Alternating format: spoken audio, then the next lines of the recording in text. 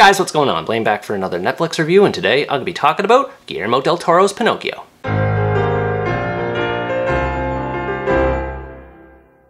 Pinocchio is an American stop-motion animation film based on the novel of the same name, and tells the story of Pinocchio, a wooden puppet carved out of the pine tree that grew over his maker Geppetto's deceased son's grave. While Pinocchio is brought to life with an earnest heart, he also finds himself predisposed to mischief and disobedience. This causes problems for both him and Geppetto, as the former wants to indulge himself, while the latter just wants the chance to raise a son. Pinocchio must come to learn right from wrong, as he eventually discovers the true meaning of the life that was given to him. I was among the many who were disappointed with Disney's remake of their version of Pinocchio, which made me hope that this one would turn out much better due to how different it was in comparison. And I'm happy to say that not only is it better, but it's one of the best movies of the year, full stop. It's been a long time since I've seen an animation that's moved me on such a profoundly emotional level, and with this recent adaptation, Guillermo del Toro accomplishes it. It remains faithful to its original source material and the messages behind it, while also telling it in a new and inspiring way that keeps it fresh and relevant. By and large, Pinocchio remains mostly the same as he has in other adaptations of the novel. He still has the mentality of a child, is friendly and outgoing toward others, and remains unruly in behavior, just as one would expect from a child, and he also has to deal with the struggle of not being a real boy compared to others. He frequently struggles to live up to his father's expectations as he causes mischief and tries to do things his way as much as possible,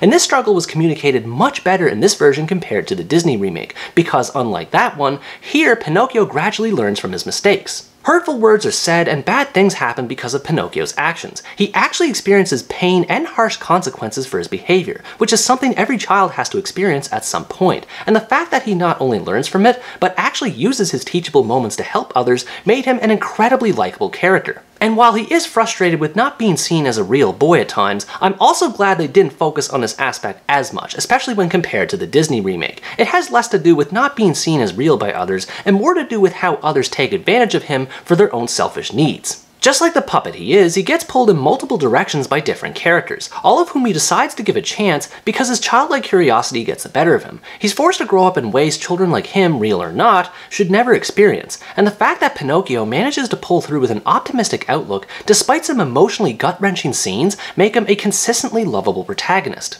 His father Geppetto is also portrayed much better in this version. Unlike the Disney remake, whose Geppetto had a backstory that felt tonally inconsistent and poorly explained, this movie's Geppetto is fleshed out much better, as the opening 10 minutes of the movie is entirely dedicated to giving context for his need for Pinocchio. The audience gets to see the suffering Geppetto is forced to endure on account of the loss of his son Carlo and the void left upon his passing, and it's one of the most devastating moments I've seen in an animation to date. I really can't say much more than that, because it has to be seen to fully appreciate the gravity behind his experience. Beyond this, Geppetto goes through an excellent character arc that makes much more sense compared to other depictions. He starts off being afraid of Pinocchio, before slowly adjusting to the fact he exists, and then starts to love him as a son. He goes through a wide range of emotions that are believable in the way they unfold, and it's rewarding to see him work his way to fatherhood instead of just immediately assuming the role. This also makes the relationship between Pinocchio and Geppetto that much more satisfying as it grows. Pinocchio causes a ruckus trying to do what he wants, while Geppetto does his best to wrangle him in.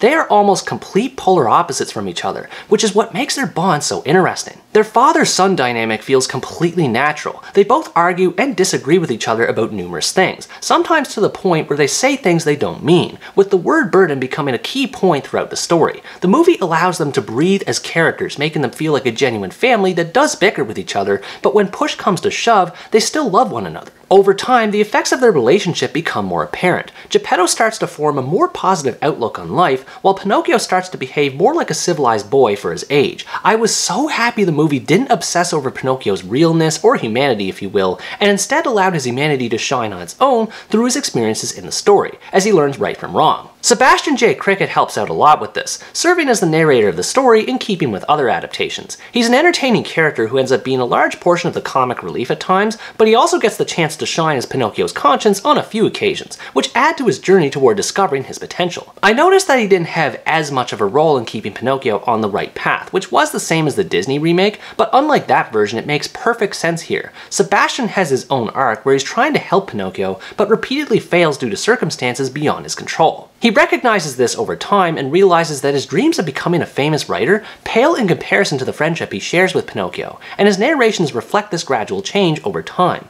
I honestly didn't expect to see this level of depth come from Sebastian, and this ended up being my new favorite interpretation of the character. I know I've said a lot about the characters at this point, but I have to stress that they really are fantastic and are so well fleshed out. Even the villains Count Volpi and Podesta play prominent roles in their own right, as they try to pull Pinocchio toward multiple directions and contribute to his overall journey to managing his morality. It also helps that the voice performances for all these characters are top-notch, from Gregory Mann's energetic portrayal of Pinocchio to David Bradley's gruff performance of Geppetto. One standout role, however, that took me by surprise was Cate Blanchett as Volpi's servant monkey Spazzatura. Her voice was so convincing and expressive that I couldn't believe it was her. The actors do a great job of helping the characters come to life, and that's without getting into the animation itself. I mean, holy moly. This has to be one of the most absolutely jaw-dropping works of stop-motion animation I have seen since The Nightmare Before Christmas, and honestly, I'm not sure which one is better. Of course, the way characters move is characteristic of the stop-motion format, and not only does it look excellent, but it's also fitting, with Pinocchio being a wooden puppet that would be expected to move in a different way. Even for the human characters, it helps with making their facial expressions more animated, and thus more fun to look at. I can't even imagine the amount of work that must have gone into some of the things the filmmakers animated here. Geppetto's woodworking, characters' hair hanging and flowing from their heads,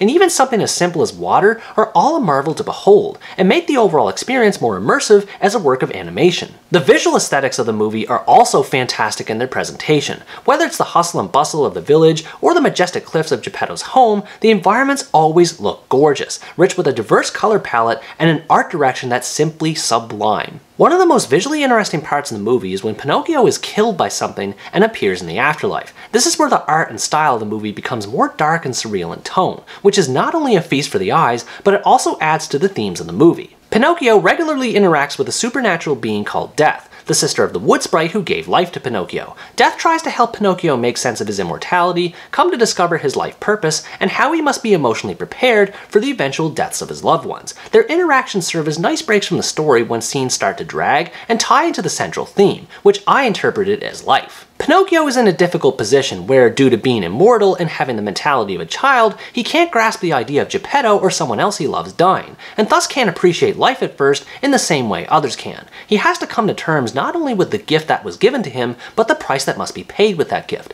and it was so rewarding to see him work his way towards self-actualization. There's many richly detailed sub-themes that are all attached to this central concept of life, like how the law of the times determines the well-being of society, how war claims the lives of so many, and how much suffering just being alive can bring to some people. There were times where I couldn't believe the movie was PG just because of how dark it could get. There's a lot of religious undertones spread throughout the movie as well, between Pinocchio dying and being reborn in the same vein as Jesus Christ, and direct references to Christianity and how they tie into Pinocchio's circumstances. But if there was one thing I appreciated the most about how well it tied to the theme of life, it was the movie's setting. Setting the movie in 1930s fascist Italy was a stroke of genius. The attention to detail behind recreating the period with propaganda and character outfits was impressive by itself, but the level of dedication made to showing how brutal and oppressive Mussolini's regime was is truly staggering. The movie goes so far as to show sick and dying dogs on the streets, with some of them even missing limbs. This meticulous level of detail really helps to make the movie come to life, and in the same notion reinforces how precious life itself can be, even with the looming presence of death as a result of war.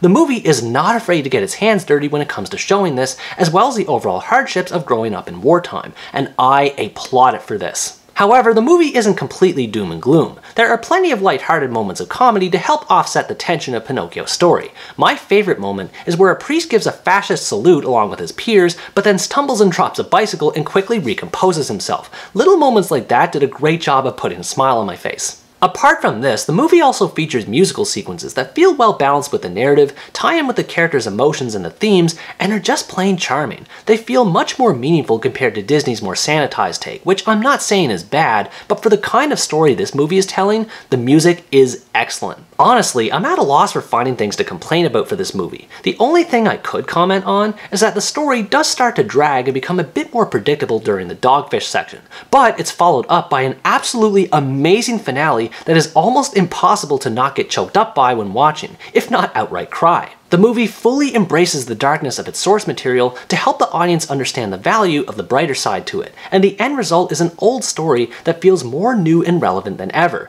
It teaches the wonder of life through a child's eyes, and does so in one of the most emotionally fulfilling works of art I've ever seen. Overall, Guillermo del Toro's Pinocchio is a masterpiece of American animation that is both stunning in its visual impressiveness and its emotional resonance as a story of childhood innocence and the value of life. Anyone who likes animated movies, especially those with stop-motion animation, should consider this movie mandatory viewing. It isn't just one of the best movies of the year, it's one of the best works of animation ever made. Deep characters, beautiful visuals, breathtaking animation, and a dark and mature story filled with rich themes are just some of the things that make Del Toro's take on Pinocchio so worthwhile. Works of art like this don't come very often, so they have to be appreciated as soon as possible, because, as a certain someone said best, what happens, happens. And then, we're gone. What did you think about this movie? Did you love it as much as I did, or did you notice some flaws behind it that I didn't? Let me know in the comments below. Anyways guys, that's going to wrap up my review of Pinocchio. Thanks for watching this video, I hope you enjoyed it, and as always stay tuned for the next part, where next time I review the American holiday rom-com, I Believe in Santa.